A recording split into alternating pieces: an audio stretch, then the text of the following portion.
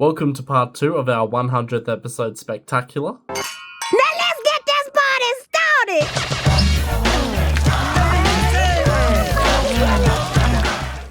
Congratulations again to our winners of the Mega Physical Media Prize giveaway. All winners have been contacted and we are so excited to send you your prizes, so look out in the mail ASAP. Hello, I like money. In part 2 of this episode, BP Coop and I discuss our plans for Season 4, including wish lists, what media we are banning from ever covering on this podcast, and a discussion on controversial horror cinema. Plus, what do we think of divisive movies like Skinamarink, Jeepers Creepers, and The House That Jack Built? Tune in to find out. You're watching the Complete Guide to Horror Movies podcast.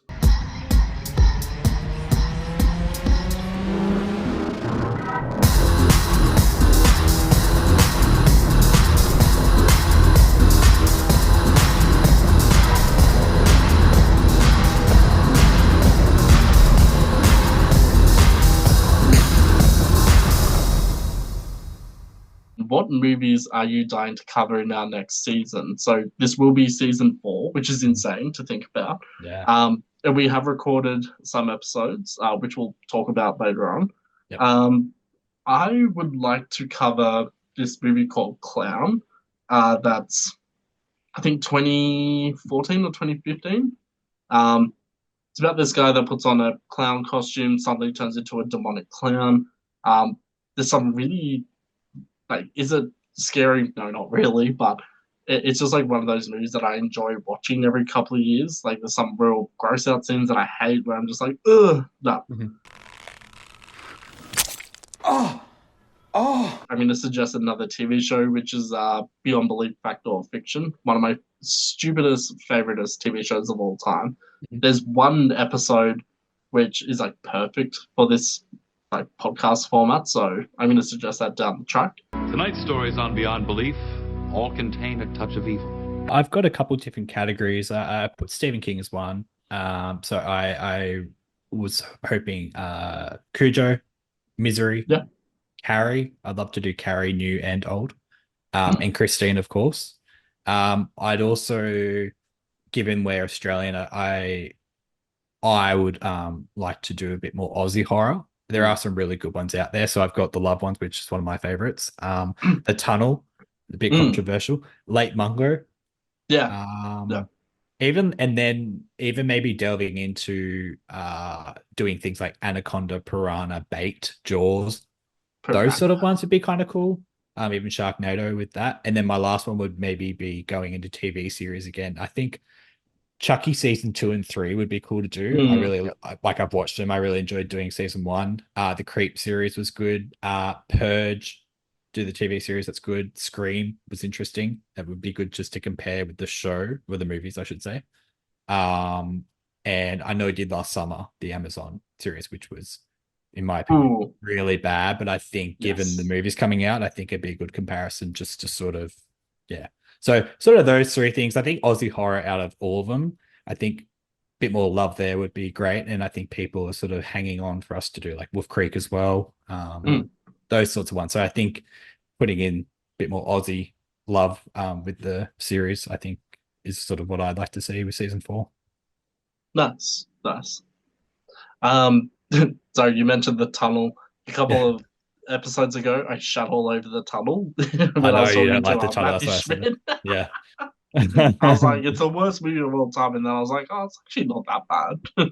Yeah. And Lake Mungo, been dying to do that one as well. I'm surprised we haven't done it already, since like every other podcast has. But what I find is that they hyper focus on that one scene from Lake Mungo, but there's plenty of other stuff in that movie. So I'd love to do a deep dive on that one. I'd like to cover some more classic stuff. So I think there's some things that we need to tick off our list. You know, Rosemary's Baby, Exorcist, Texas Chainsaw Massacre. Yes. The Thing, Reanimator, shit like that we haven't really touched on before. I was home watching The Exorcist, and it got me thinking about you. If this is about the time I puked green slime and masturbated with a crucifix, it was my first keg party, Bobby. No. It was edited for TV. All the good stuff was cut out. It's one that, and every time it comes around to like choose one for a recording block, I always forget about it. But I'd love to do Train to Busan. which is a Korean zombie movie. That's one of, if not probably like the best zombie movie that I've seen recently. So would love to do that. I agree with BP. It'd be awesome to jump into some more Aussie horror because a lot of the ones that you mentioned I haven't actually seen. So it would be good to jump in and do that. And I'm still surprised we haven't done Wolf Creek, which is interesting. I never controversial opinion, and we'll get to it when we cover it. But like, I hated Wolf Creek 2 with a burning passion that still is still deeply within me. And I never checked out the TV show because of that. Good. So it would be good to jump into that as maybe even as a franchise episode would be cool. And on the topic of franchises, as you both know, we've recorded a few franchise episodes already, but with some of the bigger juggernauts in the horror genre we haven't done. We haven't done Friday the 13th, haven't done Nightmare on Elm Street, haven't done Halloween.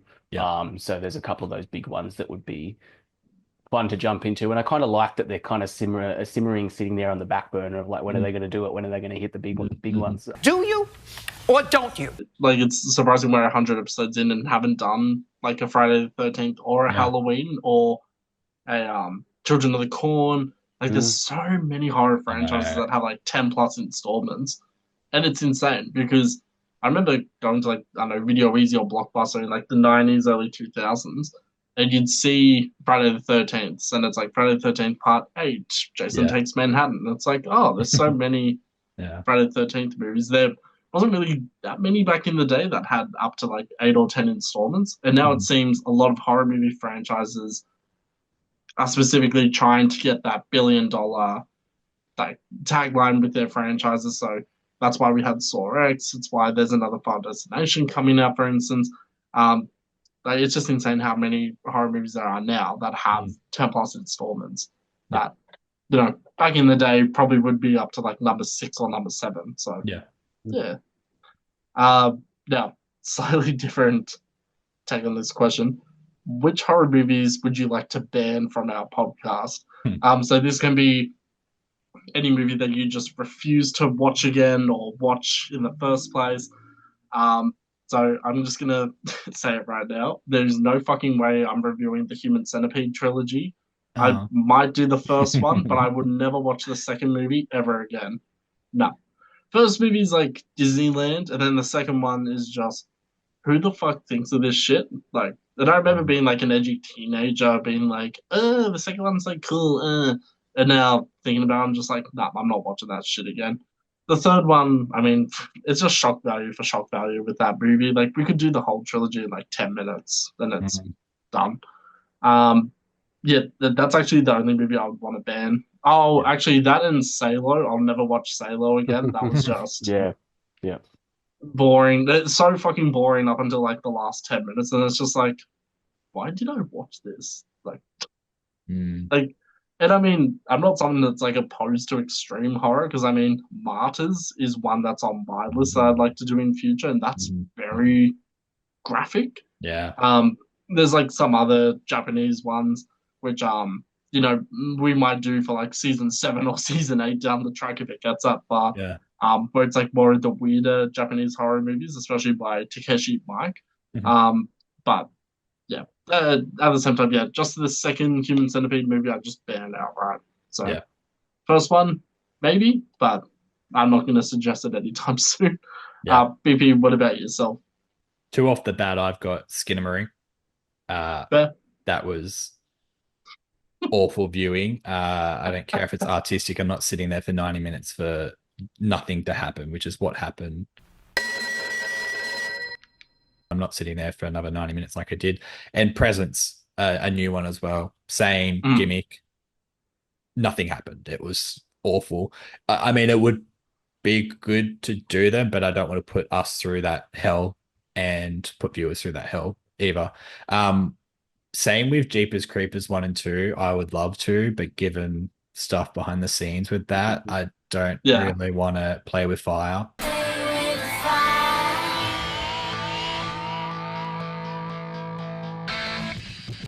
I refuse to do any more Blumhouse. I don't think we should be giving that individual the time of day, given the track record recently of like the abysmal movies coming out. And also questioning if we should do the new Halloween because of the abomination of the 2 sequels after 2018. Yeah. We will, but I'm just saying it's just, we're going to roast the shit out of David. Is that because of the trauma? The trauma, and just Freaky Friday, Halloween Kills and Ends. Yeah, so they're sort of my ones, but yeah. Controversial take. I didn't mind Halloween Ends, but I fucking hated Halloween Kills. So, if Halloween Kills didn't exist and it was Halloween 2018 to Halloween Ends, then I would hate Halloween Ends much more. But yeah, it's just because the installment before it was so bad that it makes it look better.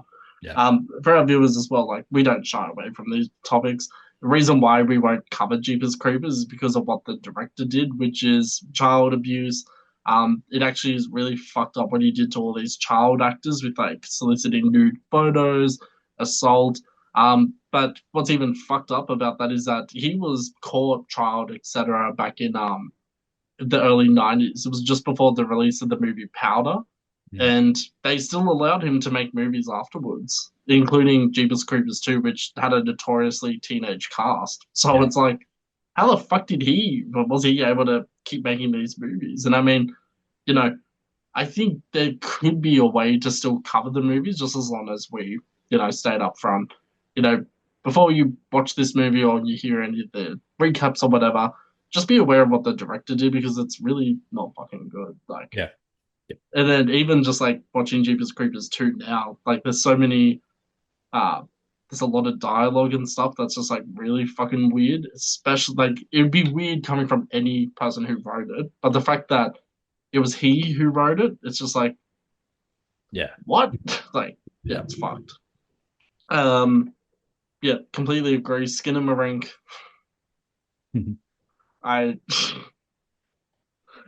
I have watched that movie 3 times, and every time I still don't understand what the fuck it's supposed to be saying. And like I've read through like comments from the director, and he also wrote it, and he had this whole short film which was much better, but like but it also doesn't work in a short format capacity. So it's just so bad. Anyway, Coop, what movies would you like to ban from our podcast? Serbian film. Yes. And the house that Jack built. Ooh, yes. Yeah. Yes. I mean, there's some okay striking imagery in that movie because it is Lars von Trier, and he's an artist or whatever the fuck. But it's just not worth the watch, and there's some intentionally jarring things in that movie that go beyond what's necessary to the point where you're literally just torturing your viewer in ways that, like I said, it's just not necessary. Even though I wasn't that big on it, Antichrist kind of falls in the same thing, but I think there is some merit there. But there is nothing in House That Jack Built for that. I like that we touched on Jeepers Creepers in that whole situation, because I was a bit iffy about Rosemary's Baby because of Polanski, who fled the country after raping someone. So, like, it's good that we touch on that. And I think if we're going to jump into any of that material, it needs to be. We can't ignore that. We've got to be upfront and be like, yeah, look, the person who made this is shit, but we're purely looking at what's being done here. Fuck that person, but like, let's just try and look at this movie kind of thing. So it's good that we don't shy away from that. But my picks would be Serbian film and the house that Jack built. Yeah. Absolutely. And I mean, we've done previous episodes where there's been scenes that try to make things like sexual assault look funny, and we've all directly said like, this was a product of the time. Does that make it okay? No. But that's how it was at the time, and that's why some people might think it's funny. But people who are watching these movies through like the lens of today, for instance, would be like, why the fuck are we covering this movie? And it's like, no, we cover this movie, but we also acknowledge that this stuff is not okay. So I feel like we've always done that. So I'd be open to covering Rosemary's Baby as well.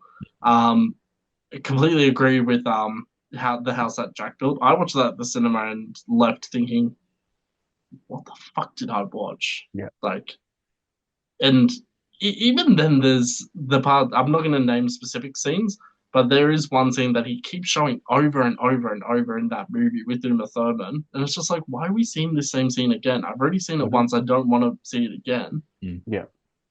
And then just other horrible shit which he tries to play for laughs. And it's like, maybe if I had a really dark sense of humor, like a really, really, really dark sense of humor, I could laugh at it. But it's just like, no. Yeah. And then there's this really poor attempt to try and tie it in with Dante's Inferno right at the end of the movie. And it's just... It's so unconnected, doesn't make any fucking sense at all. Exactly. So, That's stupid. Well, you can see that. Stupid. yeah, absolutely agree.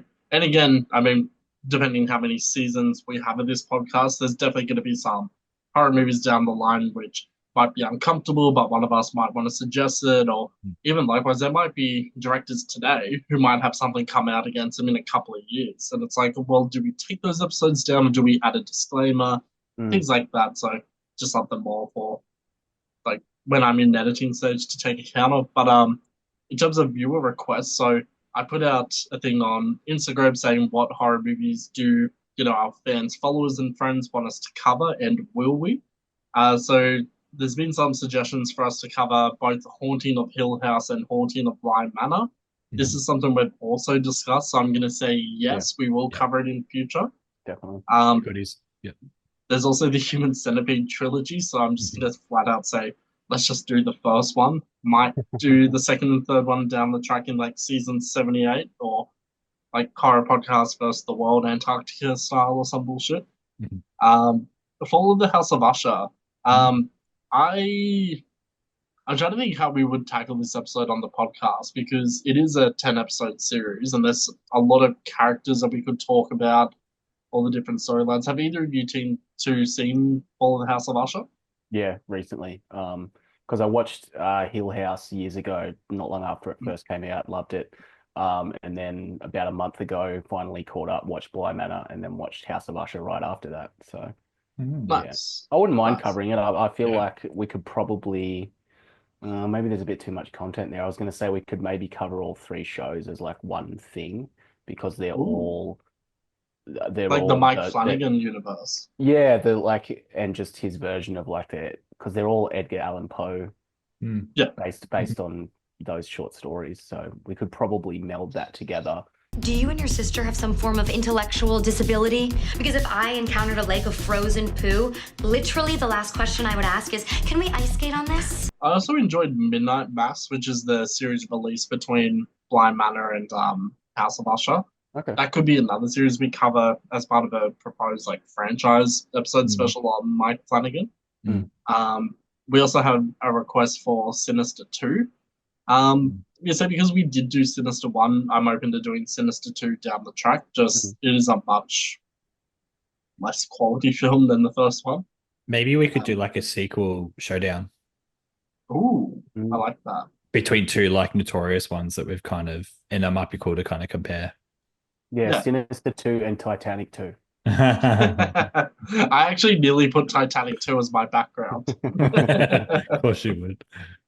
So bad. I checked it out on Tube the other day. It's just wild. Like, Yeah. It doesn't make sense. Yeah. That might be cool. Yeah. Let's say sequel showdown, I reckon. Nice. Also had a request for the Conjuring series. Look, if I have a gun put to my head, then yes, we will cover the Conjuring. Yeah.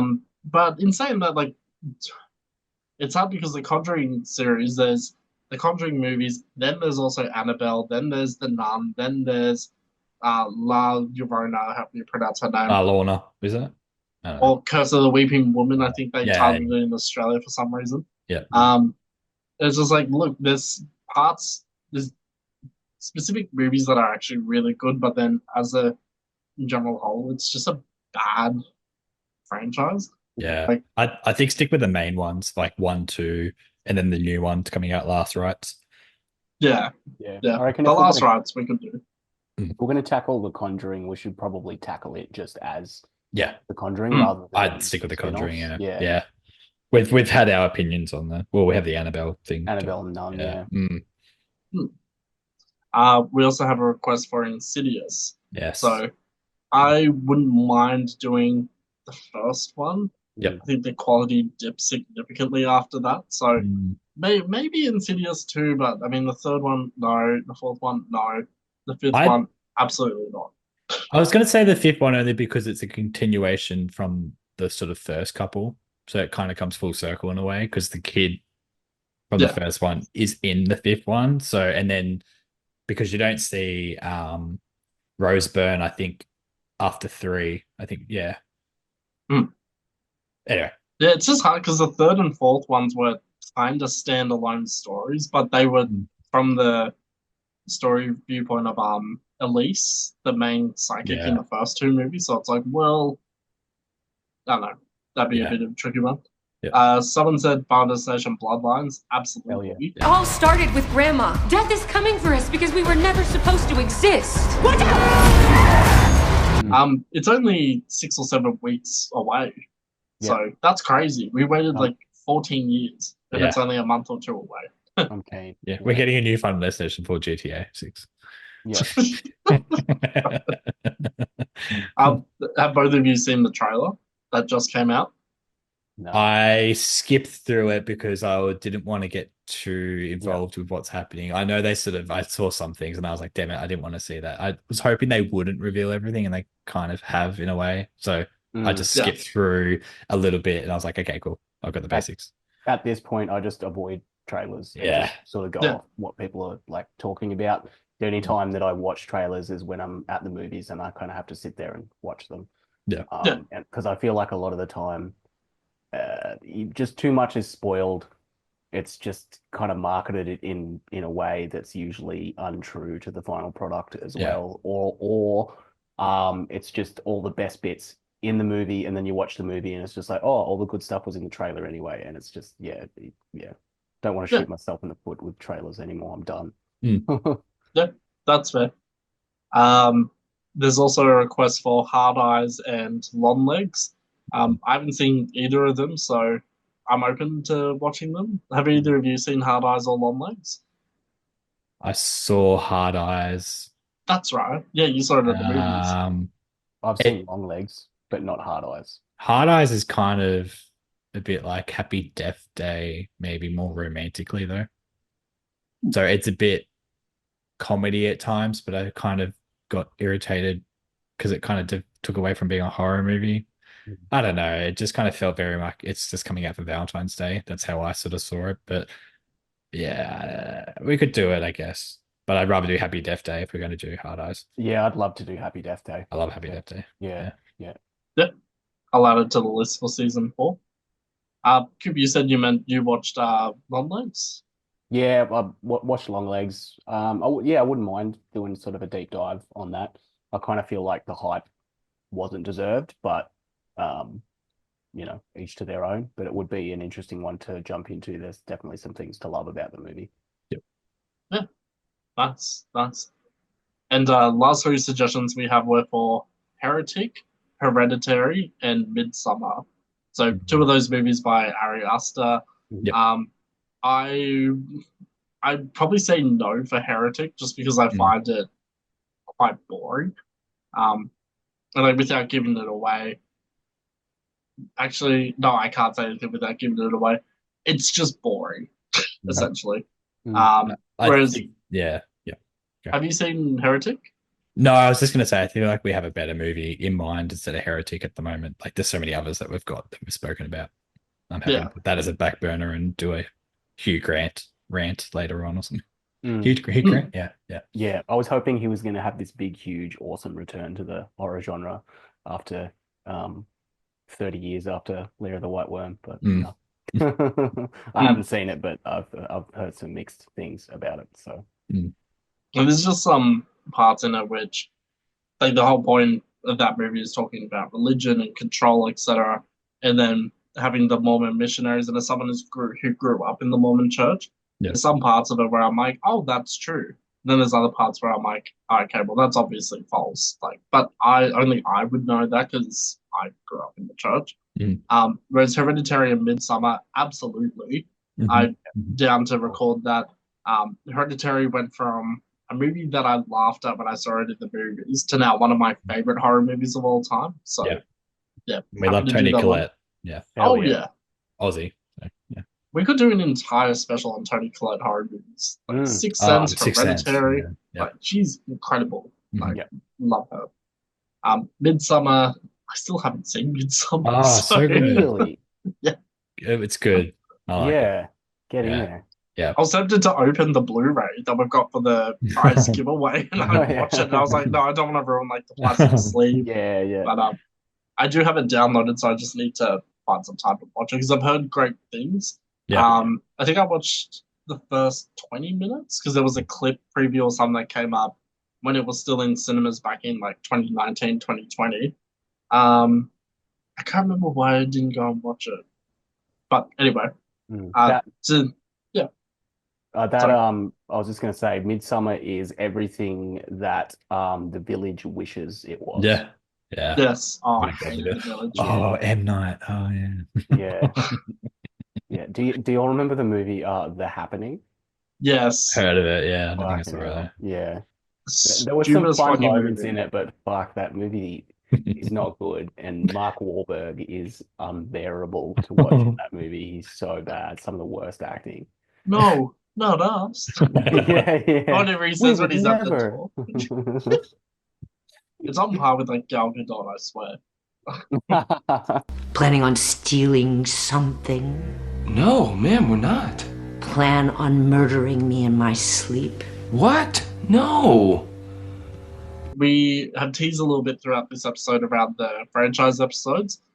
So we'll talk each about our own specific franchise episodes. Essentially what we've done is, rather than do one episode at a time like we usually do for the majority of our episodes, we have combined a few as part of a specific franchise to talk through each of the movies. And the way it'll be set up on YouTube is that it'll have the chapters so that if you've only seen, for example, movies 1 to 3 out of 7, or maybe you've only seen the recent installment, you can skip through to watch our takes on that episode. But I also just find it's a really good introduction to each of these franchises. So, Coop, do you want to talk about the Hellraiser episode and why you chose that franchise? Yeah, so I'm massive Hellraiser fan.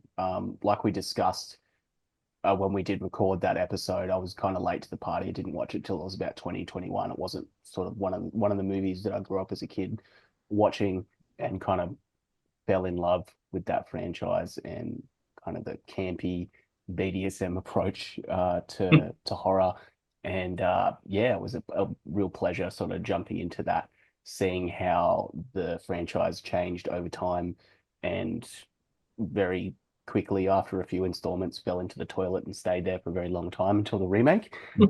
So to kind of go through that journey was quite nice. And it was with all of these franchise specials, I think there were, for each of us, like I'd obviously seen Wrong Turn 1 and 2, but there was some other Wrong Turn movies I hadn't seen the remake, hadn't seen Urban Legends. So yeah, digging this franchise approach where we're able to sort of deep dive on the franchise as a whole rather than just nitpicking one movie at a time.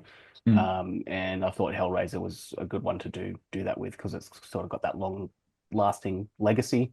A lot of people are familiar with it but haven't actually seen it, and just know that it's referenced in lots of things. Pinhead is referenced in lots of horror movies, and just in like TV culture in general. So, who you calling Pinhead? So it was fun to jump into that and show you guys that and sort of get your take on it as well. So Nice.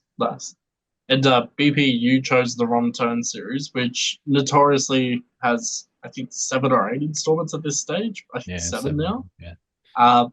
Tell us why you picked that franchise. Well, I picked it because I noticed in the first episode we ever did for this podcast, I mentioned Wrong Turn, and it was one of the first horror movies that really got me into horror movies. And I would have been maybe 10 or 11, renting it out back in the day on DVD, the first one. And from there, I love the franchise. As Coop said with Hellraiser, Wrong Turn has had a bit of a bumpy timeline since 2003. But I really just like the cannibalism side of it, or cannibal, sorry, side of it. But also just the eerie feeling that like this actually does happen. There is things like this out there in the world. The forest is, I guess, a scary place at the best of times, and yeah, I think the kills, some of the acting's good. More just the kills and the blood was really why I sort of recommended it. And there's been like the first two were good. The reboot wasn't too bad. The ones in the middle is rather forgettable. But I think just for a 2000s franchise, because we talk a lot about like 90s and 80s, I think this is still somewhat relevant. It has died down a little bit, but Wrong Turn, it's a fun time. As like Coop said, a little bit campy, a lot of blood, good laughs. Yeah, in general, great viewing. So I think, Wrong Turn, I still highly recommend. It's one of my favorite franchises of all time. You know, if I hadn't seen you eat shit the X Games last June, maybe you'd stand a chance. Hey, I made the street comp finals. Okay, here's a clue. I only give it up to winners, not guys who choke. Likewise, I chose the Urban Legends trilogy, just because I wanted to only do the original Urban Legends film, because it's such a copycat of Scream. Like, it falls into that same category of like Cherry Falls and Valentine, and I Know What You Did Last Summer, where it's bad, but it's just fun to watch. So I thought, let me suggest, and then I thought, hold on, what about Urban Legends Bloody Mary? Because that was at the time, Rodney thought that was the original tanning bed influence for Final Stage 3, which I go on about every episode, so that's a mandatory mention for this episode. Ding. And then I thought, well, there is that other movie in the middle, which is so bad, so fucking stupid. Why don't we do it as a trilogy episode of sorts? And then that's how the franchise once came about. So, yeah, I think it's going to be a lot of fun, especially editing these episodes, knowing that there's so much to talk about. There's a lot of great content, and I think our viewers will also appreciate it as well. So, yeah, I can't wait to do it. I got a good story. Yeah, it's about a campus serial killer who murders 8 students. Urban Legends. They had this, creature on the wing of the plane. Theatrical releases that we'll cover in Season 4. Of course, we're going to do Final Destination Bloodlines. We'll also cover The Conjuring Last Rites. That name might change, like The Conjuring, The Devil Made Me Do It, or whatever they called that one. There's also the requel to I Know What You Did Last Summer, which surprisingly has Jennifer Love Hewitt and Freddie Prinze Jr. in it. So we'll see how that movie goes when it gets released in July. There's also Megan 2.0. There are a few other horror movies coming out this year, like Five Nights at Freddy's 2, Clown in a Cornfield. This is what a cornfield looks like, honey.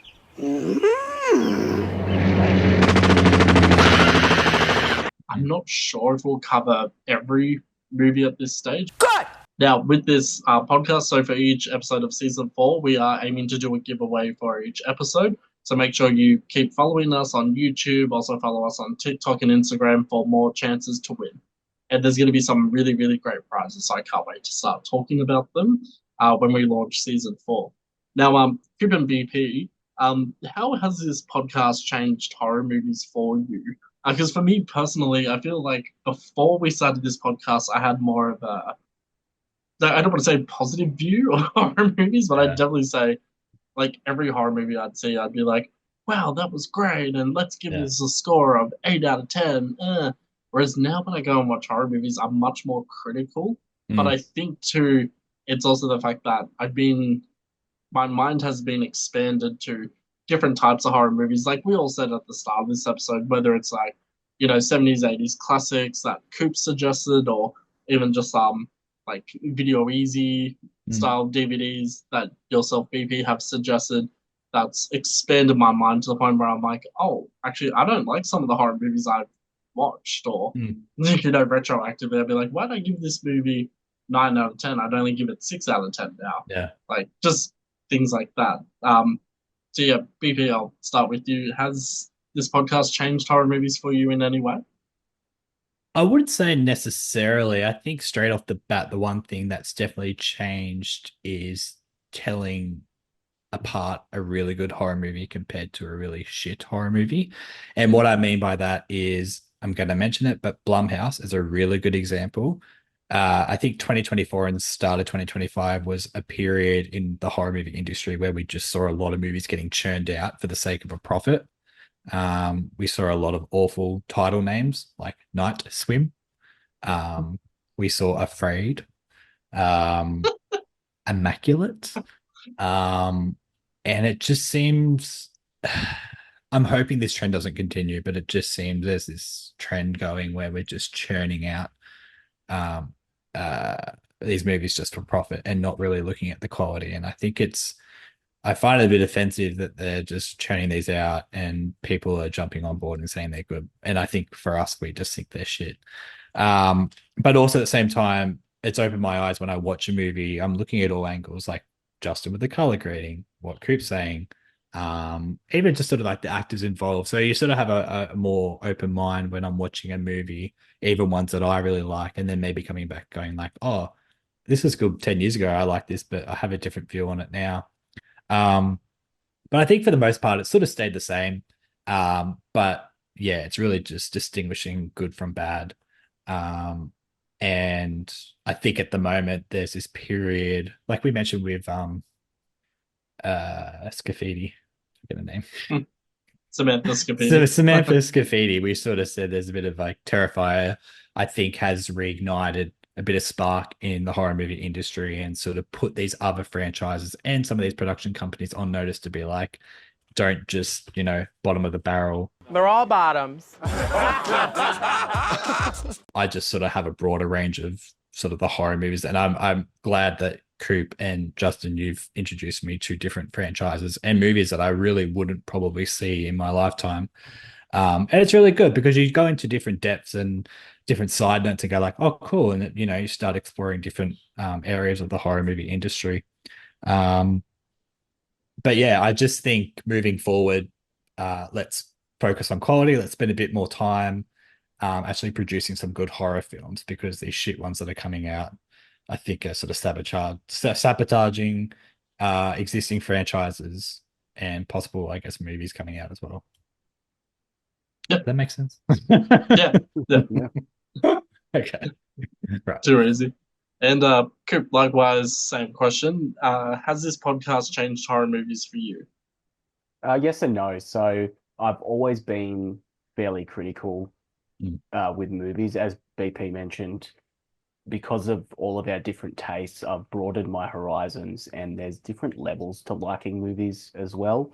Like there's good bad movies and there's bad good movies as well. A higher budget doesn't necessarily mean a better movie. A lower budget doesn't necessarily mean a worse movie. So there's just different ways that you can enjoy movies. I'm also paying closer attention to certain aspects of the movie. My eyeballs are right in there on the color grading now, and just like the different artistic choices with some of the camera angles and the shots that previously I may not have been particularly mindful of or paid that much attention to. And I also think that surprisingly, this podcast has kind of reinvigorated my love of horror, and I'm kind of like excited again. And three movies have kind of done that for me. Terrifier is a good example, because that's the underdog story of like a franchise that started on a very small budget, very kind of like B grade, has been kind of this cult sensation, and shows that we can sort of, people can push the boundaries more in the horror genre, and it doesn't have to be the same stock standard schlocky shit that we've seen for the last 30 or 40 years. Yep. And there's so much room for artistic endeavor in that. And then another two movies that have sort of changed my mind on that, of like, people can go the extra mile, is Pearl and The Substance. And it's been such a joy to sort of watch the love of those movies over the last couple of years, and see how it's inspired others to start making other movies that mean more or mean less and are better. Like the Terrifier movies, at the end of the day, they're silly little gory movies, but like there's so much love and enjoyment that you can get from that, and then you've got movies like The Substance where there's so much thought and like every camera angle is like so much thought has gone into that movie, so much effort has gone into the physical effects, the acting performances, which camera angles, and just both of those spectrums are just so exciting. The fact that people are paying attention to that and that you can like movies for different reasons and you can go these different approaches as well. So really, it's just reinforced some opinions I already have, but has also made me more excited for the future of horror, and the fact that on top of that, we've got this podcast where we can explore that, talk about it, and share that together. So just positivity all around, really. And we also get to shit on these cookie cutter get it out just in time for summer, just to make a bit of money at the box office, like Blumhouse, and hold them to account while also looking at all the good that's happening in the horror genre with other people that are going the extra mile as well. So it's it has changed and it hasn't changed for me, but any changes that have happened are kind of more positive for me for the way that I'm looking at movies now. Yeah, absolutely. That point you just made in your last sentence about Blumhouse, I 100% agree, especially because I'm sick to death of seeing other horror movie content creators. It's almost always relegated to just TikTok only, I see, where it's people, and look, I get it, it's a different content type with TikTok, and TikTok you're competing with every other creator to be as annoying and as in your face as possible. But if I see one more fucking TikTok where it's someone being like, guess what? Today we are going to review The Substance. I hate this movie. It was shit. Like, I'm sick to death of seeing crappy reviews done like that, because we might have different opinions on how a movie is, but at the end of the day, we are talking through our own honesty, our own authenticity. We're not trying to be caricatures of ourselves when we do talk about any movie on this podcast, whether it's something we love, something that we hate. And I think that resonates with why we have become so popular on TikTok. Even when it's things like when I've cut down Coop's like top 10 Chucky kills, for instance, or it might be the top 5 Tiffany kills. When Coop delivers a video, he's not purposely trying to be annoying or purposely trying to be like rah, rah, rah, rah, like I see all these TikTok people doing. So that's why those clips get like 13,000 views. Someone else who's done the same type of content might get like 300 views at most. And I see it all the time because I'm always going through our TikTok page. So I come across some of these creators that like try and tag with us, or the really bizarre one where, so I uploaded the full interview with Crystal Lowe, and someone did one of the, I fucking hate them so much. Some person did a react video where they just added their face on top of mine, like reacting to Crystal's interview. And they're not adding anything of value. They're not like giving commentary or pausing it to say, oh, did you know Crystal Lowe was whatever. They're just like, doing like the finger point and all that shit. I'm like, can y'all not do that to our videos? So I blocked that person straight away. I'm like, I don't care if we lost a follower. I'm not having that shit on our channel. Or as Tyra Banks once said, Get the fag off the TV. I'm not watching that. If we piss someone off in the process, too bad. I think, any publicity is good publicity. And I think, as Coop said, put people on notice. And like, we're 3 people, we have 3 different views, but I do find at the end of the day, we do generally come together with consensus. And I don't want to fully blame Blumhouse, but I'm just saying lately the releases from Blumhouse have been a highlight of just churning out shitty films, and they're not adding anything to the horror movie franchise. If not, I'm not going to watch it again. And it just makes me not want to watch something from Blumhouse. And personally, the thing that pissed me off was that we did a Speak No Evil remake 2 years after the original, and there was no reason why that had to happen except profits. It's also the same reason why I won't cover Night Swim or The Exorcist Believer, just because we have to do that with the original though. Like, if we ever do that, we're going to talk like 95% about the original Exorcist, and we'll get Coop's mum on as a special guest. And then when it comes to The Exorcist Believer, where just say, all right, it was a movie. Yep, Yeah. it was filmed with cameras and Yeah. there were set people involved. That's it. Yeah. I will say one thing with the podcast I really like is when we do put stuff on socials and that I have friends that, you know, like different films that we've done. So it's kind of nice to see that bit of support from family and people as well, and sort of saying, you know, what do you recommend or what do you think? Even though we're just really amateurs that love horror movies. My friend, one of my good friends, she's not a horror movie fan by any means. I had dinner with her the other week and she goes, your clip scared me on TikTok. And I said, oh, what was it? And she was describing it and I was like, do you mean the title sequence? And she said, yeah, it scared me because it was a part where, I can't remember what episode, it might have been the Tubi episode where it was clips from The Substance, Smile 2, a bunch of other horror movies, but it was what's her name? The demon's eyes in Smile 2 that are like really white. Up towards the end of that movie, I was like, "That's what scared you." And I'm like, "Oh, well, I can't fucking talk. I have a whole episode dedicated to how much I'm afraid of tanning beds. Like, what the fuck?" So we laugh about that, but like, I see, like, I always see when people share our content, and it's always like, "Oh my god, I can't believe that person shared it." Like, you know, Sabrina, for instance, has shared some of our content, and she hates horror movies, so it's always like, "Oh, Sabrina, she shared it." Yeah. Or and Priscilla, and your mum and Coop's mum as well. I think it's good having that support, and that's what I always say to people. Like, I know horror movies just in general get a bad consensus, like, oh, it's just blood and everything. It's like, well, not necessarily. Like, I think a scary movie is a really good stepping stone to get someone into horror, and we've done other light horror movies, like even my one, like Don't Worry, Darling. Like, you could watch that as a drama or however you take it, and it sort of gives you snippets. So, I think horror, you know. Yeah, there's different avenues to get in, and there's some good ones with really good payoffs. And horror movies always get undervalued and aren't seen that they're never taken as seriously, just because some people like to think, oh, like they'll be like, oh, the Saw movies are just blood guts and like people getting killed.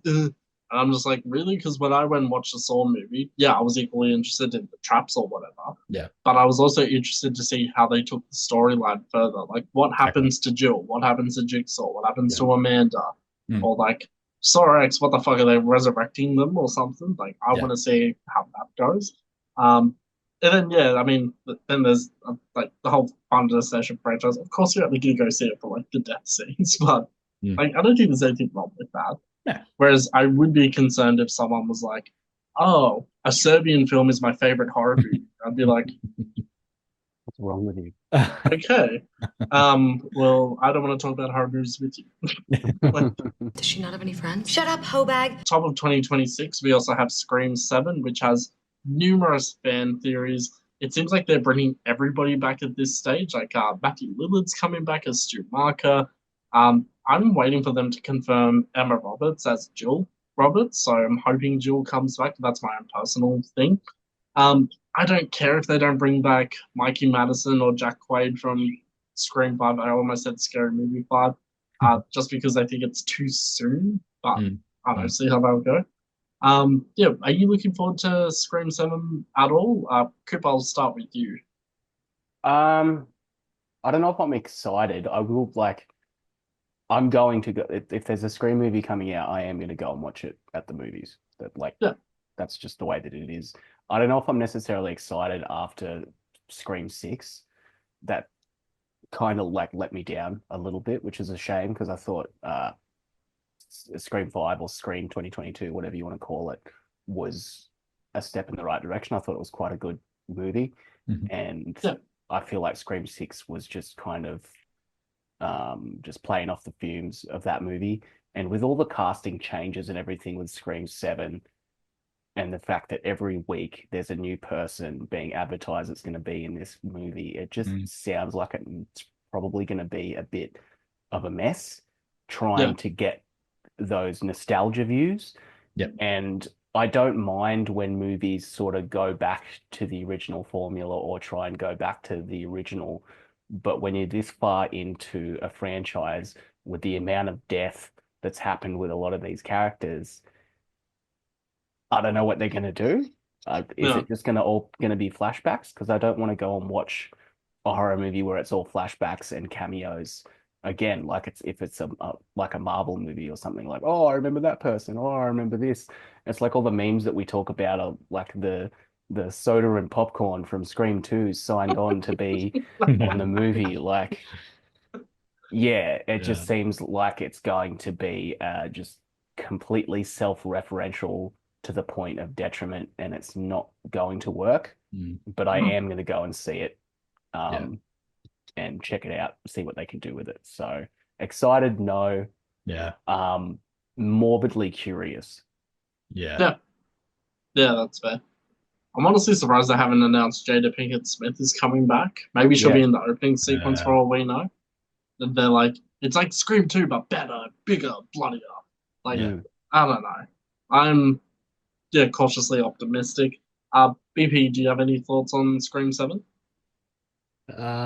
I just don't know what to expect, and I think it sounds bad, but I just don't really care at this point. Like Coop said, like I'll go see it. You've got to wonder though where this future of this franchise is going, and it's such an odd number, like Scream 7. So we're 7 films in. I guess my sort of thing is like, yes, Nev Campbell's coming back, but I guess within the movie itself, it seems so dumb that she would come back technically for a sixth time, and she's got a husband and 2 kids. Like within the movie timeline itself, you'd think that she would just not want to come back at all and just spend time with her husband and kids. So, she's come back, and then we've got Gail, and Gail's been there since the start. So I think Dewey died in 5. So I think she needs to just die in 7 to actually make a difference. Because like Coop said, like what's going to be the payoff? Like what's going to happen at the end of the day in 7? And then what, we're going to go to 8. So I just don't really see a future for Scream in general. I just don't know what they're doing with it. And like Coop said, it really feels like a compilation with the amount of people coming back. Like, what are we going to do? Like 1-minute cameos of people like rocking up, and then have like, when Justin, you did the thing with Jill revealing, I think someone did the fan made thing of Jill revealing the mask at the end of like 6 on YouTube or something. Like, I don't know. I just say like, good luck. I don't know what they're doing. I just think every avenue has been done. It's not bad to put it to bed. We saw that with Saw X, or Saw 11, I should say. Obviously there's been issues behind the scene, but they've gone, nah, we're going to chill it for a bit, and I think that's fine. Just keep it to bed, put it to bed, come back down the track, maybe look at it another way. But I think 7, I'll watch it, but I don't know what to expect. It will be interesting to see what they're going to do. Yeah. But do I want to see a Scream 8, 9, 10? Probably not. Yeah, I'm having trouble thinking of like the possibility of a Scream 8. It's like, really?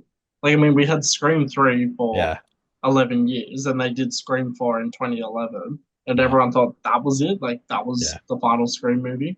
Now there's Scream 5 and 6, which, look, I'd probably rewatch Scream 5, but probably not Scream 6 every year. Like, it's just, I don't know. And the more that comes out about this movie, I'm not going to spoil it for either of you or any of our viewers. I just don't know how it's going to work, but I could be wrong. So then I'm very open to admitting that I could be wrong, especially because Kevin Williamson is directing Scream 7, so he's written a lot of the installments. So it's like, well, hopefully this is on the right track or whatever. So yeah, we'll soon see. Now, I do want to do a call out to other horror movie filmmakers, whether you're long form filmmakers, short film, even if it's like little clips on Instagram, TikTok. Please feel free to join the podcast. We are more than happy to interview you and give your short film or your long film a bit of a promotion piece. And we are more than happy to review your movie, of course. And because this is our podcast, we don't do the hip hum style reviews that you see on TikTok, where it's always positive to the point of being fake.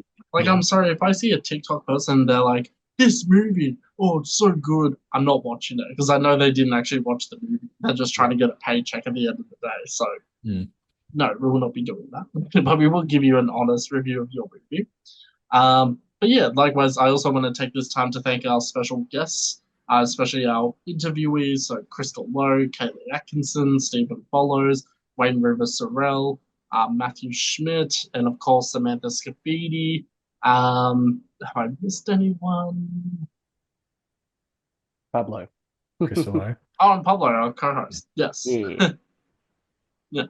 And I know I already mentioned Kaylee Atkinson, but I just want to make fun and say that I've got her listed here as Hayley Atkinson instead of Kaylee. So I'm still waiting for Sentient to come out, so I can't wait for that Yeah, short I'm keen for film. that. Yeah. Like all the behind the scenes stills for that short film just look incredible. So I'm so excited. Yeah. Also, I want to say thank you to my co-host for our 100 episodes. I still can't believe we've done 100 episodes. Like, what the fuck? It won't hit me till we actually publish this, and I type in 100 for like the title, and then it'll be like, we've done 100 episodes. What It's the real. fuck? Yeah. Yeah. 3 years ago, we were babies. Yeah. Yeah. I was still living in Barraville with my parents. Like, what the fuck? Now, like, I'm about to buy a place in Sydney. What the fuck? Like, well, we'll soon see. But the housing markets, no. Yeah. I'm gonna have to always good, I'm gonna have to do a clear rivers and just like squat in someone's house and board up the windows. Yeah, it's been so long that 3 years ago when we first started filming the first couple of episodes, I was working doing triage at a COVID testing site. That's how long that was. Wow. Right. Crazy. God, I think I was working from home for the actuaries, but I was also doing marketing for the COVID-19 working group, where I didn't do any of the work. I'm not that smart. It was more just publishing all their data showing that there was the increase in infections week on week, and then it became month on month, and then the government stopped releasing the data, and it was like, what do we do now? Yeah. Like, have fun out there. Don't die. pretty much. But yeah, crazy. So, Coop and BP, thank you so much for joining me today, and also for joining me for the past 100 episodes. It's been a pleasure. Thank you for having us. Thank you. I look forward to every time we have a new list of movies that we got to watch, and then just looking forward to talking it out with you two. It's been a very positive, awesome thing in my life, and I can't wait to keep doing it. Same. Me too. I was trying to weave in a joke about partner, but I can't think of any. Every time I'm in the editing stage, I'm like, did Coop say partner? Let me go back. Let me boost space the volume. So much fun. And listeners, also follow us on TikTok. Also check us out on Instagram. We also have a Letterboxd account that I've neglected for the past 2 years, so I'm going to make sure that's up to date before this episode goes air. Liar! Thanks for tuning in. Bye.